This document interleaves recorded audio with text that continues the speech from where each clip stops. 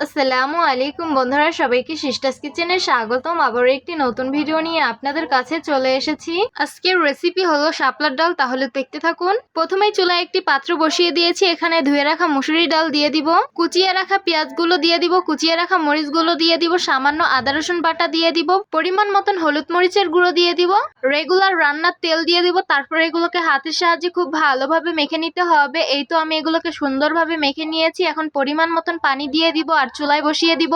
এই তো ডালগুলো বলক এসে পড়েছে। ডালগুলোকে আমি সুন্দরভাবে গালিয়ে নিয়েছি। আমি কিন্তু ডালে আগে লবণ দেইনি, কারণ ডালে আগে লবণ দিলে ডাল কিন্তু ফুটতে চায় না। তাই এখন লবণ দিয়ে দিলাম আর ডালটা কিন্তু ফুটে গেছে। এখন আমি শাপলাগুলো দিয়ে দিব। তারপর এগুলোকে সুন্দরভাবে নেড়ে মিশিয়ে নিতে হবে।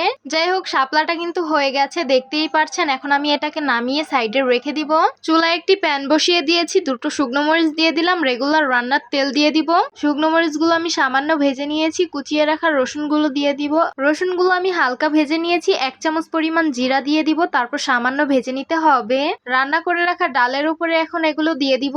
পাতিলটা আবারও চুলায় বসিয়ে দিয়েছি, একটি বলক দিয়ে নামিয়ে ফেলবো। এই তো গরম গরম সার্ভ করে নিলাম শাপলার ডাল। দেখতেই তো পারছেন কত বেশি লোভনীয় লাগছে, আর খেতে কিন্তু অনেক বেশি মজার হয়েছে। তো কারা কারা শাপলার ডাল খেতে পছন্দ করেন তারা অবশ্যই কমেন্ট করে জানাবেন। শাপলার ডাল কিন্তু খেতে অনেক অনেক বেশি ভালো লাগে। যারা খেয়েছে তারাই জানে এটা খেতে কত বেশি ভালো লাগে। আর যারা এখনো খাননি তারা অবশ্যই এটা একবার ট্রাই করে দেখবেন, এটা খেতে অনেক বেশি ভালো। তো আশা করছি আমার আজকের রেসিপি আপনাদের কাছে অনেক অনেক বেশি ভালো লাগবে। ভালো লেগে থাকলে আমার ইউটিউব চ্যানেলটি সাবস্ক্রাইব করবেন, আর যারা আমার ফেসবুক পেজ থেকে দেখছেন পেজটিকে ফলো করবেন।